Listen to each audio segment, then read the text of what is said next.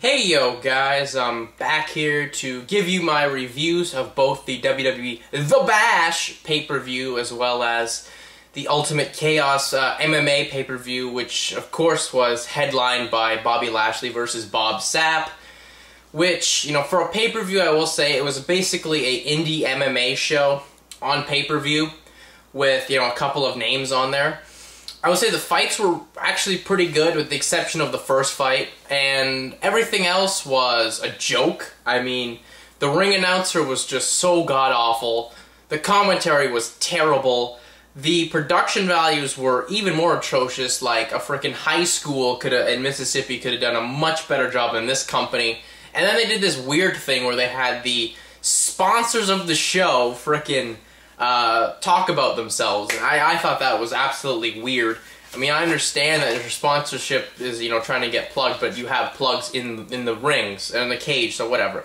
But anyways, I'm here to review The Bash first. Of course, this is the pay-per-view that took place last night from the WWE from Sacramento, California. Gotta say that this show was really a one-match show in my mind, with the Chris Jericho and Rey Mysterio incredible, fantastic match, or however you want to put it. I mean, any words to describe really, really good is the best way to describe that match. But overall, I thought, you know, a couple of the matches were just there, especially like Dolph Ziggler and, you know, Great Khali. Not that I'm knocking them or Ziggler or Khali. Well, I'm knocking Khali, but if I'm knocking Ziggler, I mean, it's just they were just there, and it was just that match was just there to bring back Kane. And anyways, I'll get to all that stuff in my review. Of course, we started things off with the ECW Scramble match, and of course, if you remember the Scramble, it starts off with two guys, and every 5 minutes you're supposed to come in, and then the match just winds down once the last guy gets in there. But since WWE absolutely overbooked this pay-per-view and had no concept of time,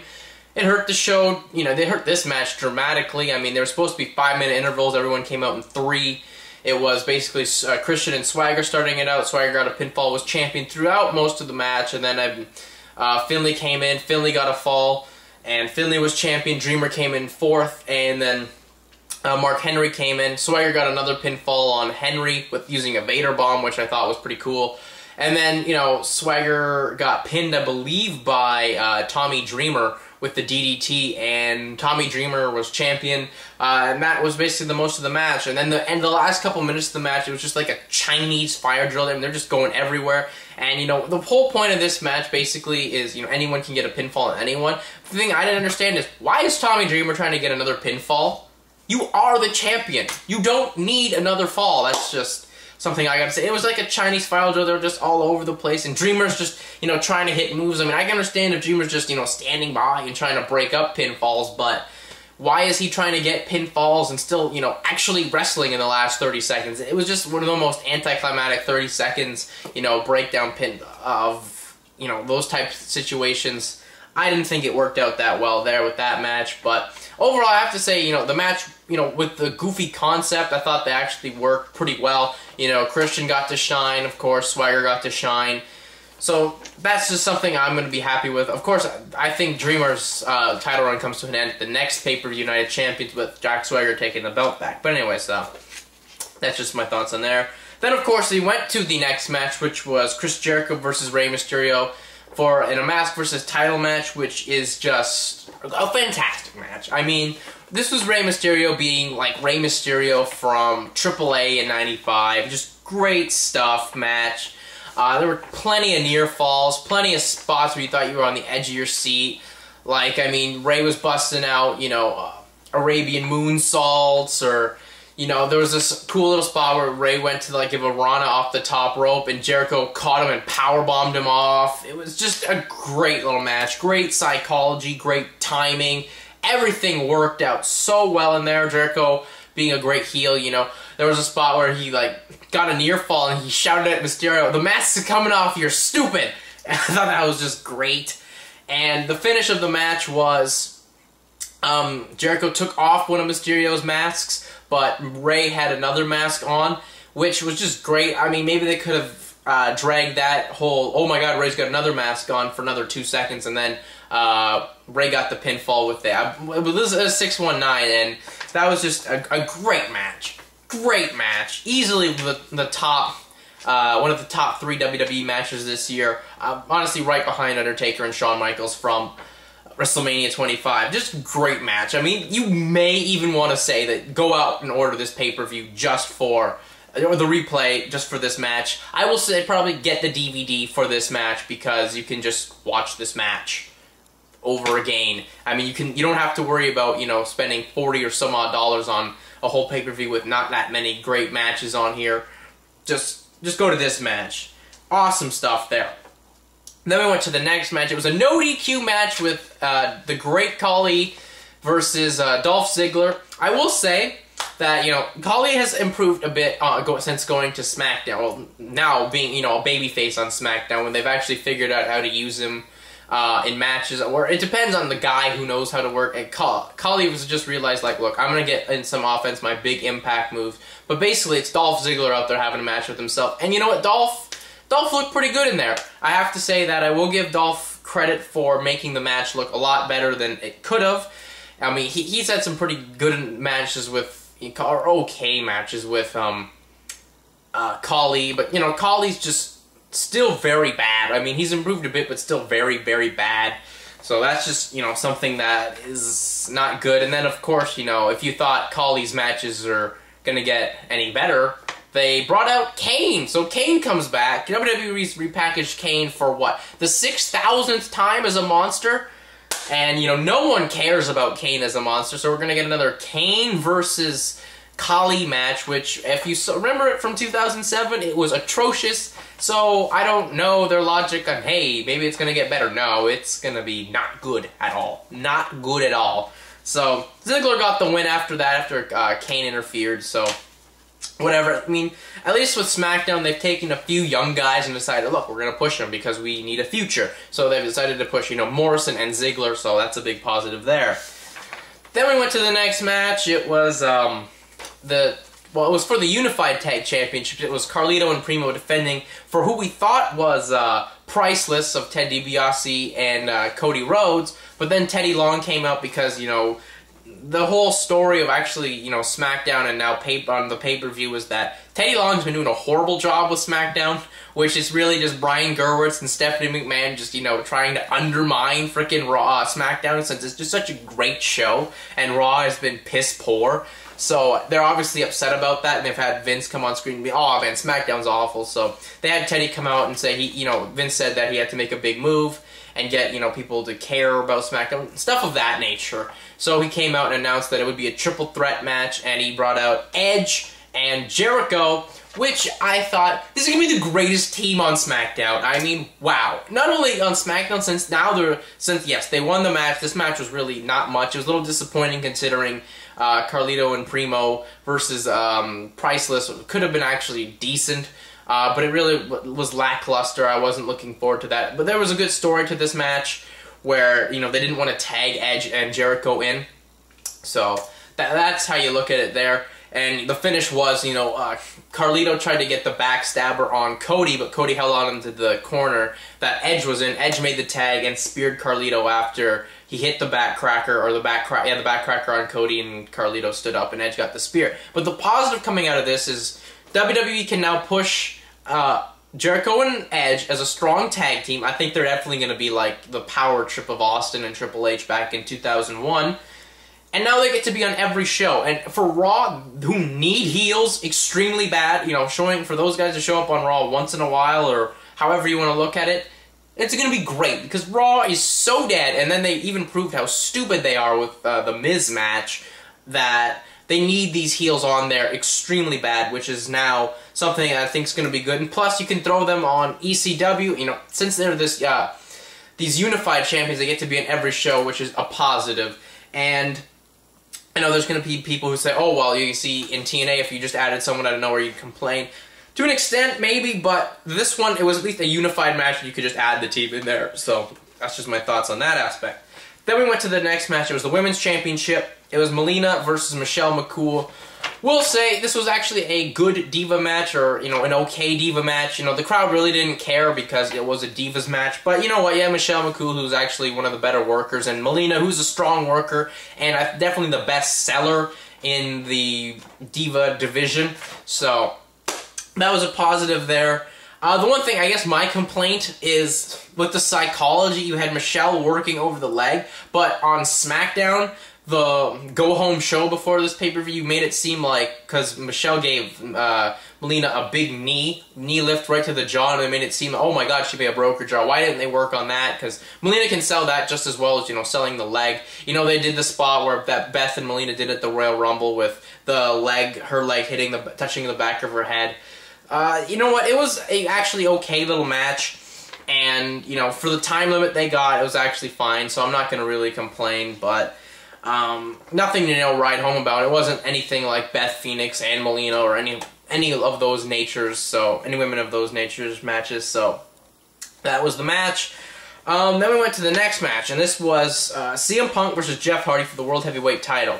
We'll say that this match was slightly disappointing, but clearly there will be a rematch at Night of Champions, and I think this is where they actually have their strong match. This one was a slow burn. Let's, you know, make sure Punk comes across to the fans as a heel, more so than he did when he won the belt at Extreme Rules. So I think that this was fine.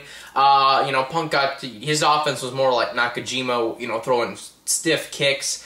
The crowd was into it, of course, because you have Jeff Hardy in there, and, you know, Punk has his own little fan base there. But I really liked the finish, and I liked the story of the match, where after Jeff hit the Swanton Bomb, he got the 3 count. You know, you had Punk who had his leg under the rope, and the referee saw it. And then, you know, Jeff was just like, oh man, what the hell? Punk has screwed me out of the title again. You know, damn it, you know, just because he got his foot under there and the ref did that. Then they got the match going again. You know, Jeff tried for the twist of fate, missed, already got up into the GTS. Jeff elbowed Punk in the eye, and then Punk sold it like, oh man, he lost his eye vision out of that sight. So that was just great. And then, you know, Punk pretending like he couldn't see who it was, kicked the referee in the back, which I thought was awesome. And now they're doing a really strong slow burn to a Punk heel turn, which is just fantastic and being put really well together. So that's something I really got to applaud, at least the SmackDown writers for. So I'm really happy with that. And obviously, like I said, we get a rematch at the Night of Champions pay-per-view next month. So big positives on that aspect. Match was a bit of a disappointment for what we wanted, but for what they really wanted to do was establish Punk more so as a heel. I'm fine with what we got. Then we went to the next match.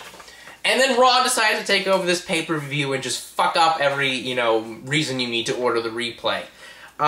It was John Cena versus The Miz. Now, they're running low on time. It's 10:37 at this moment. Why are you doing video packages that are like 5 minutes long? You don't need to have them in there, so please, when you run late on time, take that out. And then we get to this match, and they made Miz look like a fucking jobber, a fucking douche. He looked like such a geek, it wasn't even funny.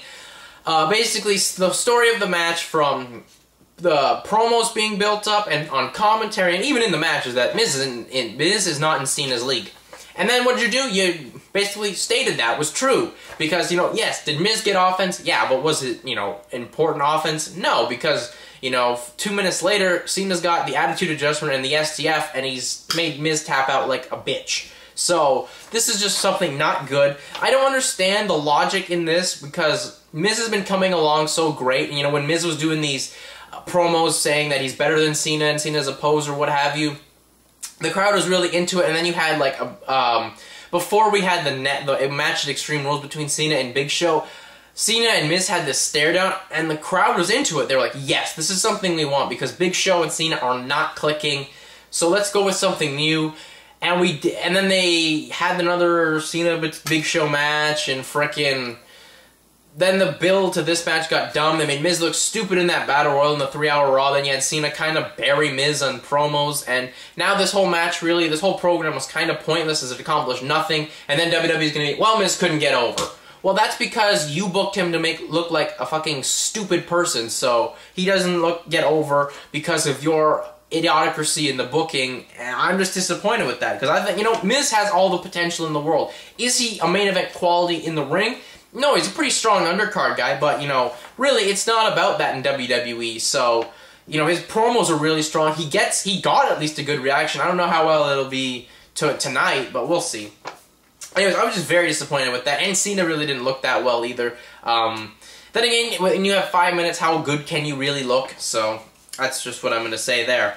Then we went to the next match, and this was the 3 Stages of Hell, Orton versus Triple H for the belt. And, you know, once again, they're running low on time. They made sure to cut that match short and makes Miz look stupid. So they have, what do they have? Another 5-minute video package, and then they hot shot the first 2 Stages of Hell. You know, first of all, they make Randy Orton look even dumber, too. Who's, by the way, your top heel and a champion. You're still your champion. You know, Triple H, yeah, it was the psychology and stuff for him to get the second fall back pretty quickly. Smart. Perhaps, I will say, yeah, it was. But, you know, he beats down Orton, then he comes back and gets a fall, and then, you know, Orton wins on the 3rd stage. I mean, it was just your average Triple H Orton match, especially in this circumstances. Really, the best match that these guys have had in recent memory was the one on Raw. So, and then this is the one that you had to pay $40 for, and it was just okay. So that's something that's not good. So, yeah, that was that, and then, of course, you had, you know, Orton about to put Triple H up. Or Triple H about to put Orton across the line. Rhodes comes out, Triple H throws him away. DiBiase comes out, Triple H beats him up. Then Orton gets Triple H on the stretcher and crosses the line. He celebrates, and Triple H comes back and makes even Orton look more stupid by him beating him down and standing on top as, yeah, my music's playing. So, not really a good way to end the pay-per-view. This program, I really hope to God ends by the summer. I don't think I can take any much more of this. It's just bad. Really, really bad. So, at least Raw now has the hope of a strong tag team coming over. But overall, I mean, this just really showed the diversity between the 2 shows, as SmackDown is clearly the superior in the ring, and they actually had, you know, they had the stronger reactions on the show. Now, that's probably maybe not a fair thing to say, because the biggest match they did was the Jericho match, and, you know, that was an awesome match, and plus, it's in California. California has a big Latino contingency, and Ray is obviously a massive guy to the Latinos, so draw to the Latinos, so that's what I'm gonna have to make my statement there. But still, SmackDown looked really impressive on the show, even in the bad matches they had, so Raw just, I don't know what Raw needs a Bible and a miracle. But anyways, going to this pay-per-view, the Ultimate Chaos show, like I said, the fights were good for basically indie level guys, but really production value, commentaries, and ring announcer, awful. Awful. I could have done a better job on the production. I mean, you know, at college, you get better cameras than what these people had. It looked like they were shooting them on cell phones. They were on focus the whole night. And the commentary was awful. The ring announcer in one fight, which was the best fight of the show, completely forgot who won and what round he won. And then even the Colonel Bob Sheridan, who has no business doing MMA on commentary. He's a good boxing commentator, but no business doing MMA. Anyways, we started things off with Danny Ibarra versus James Orso. This was a snoozer of a fight. It was a battle on the ground, but nothing to write home about. It was just Orso would get a takedown and in the first, basically the whole fight, and just lay there and control position. So he won the fight in my eyes. Abbadi came back and won the 3rd round, but it was a 29-28 victory. And thank God the rest of the fights all had a nice decision victories in them, or like decisive wins. None of them going to the scorecards. Every fight was like, this would have been a horrible show, even more so than what we already knew was horrible. Then we went to the next fight. This was John Harris versus Brandon Harder. This was actually a really good fight.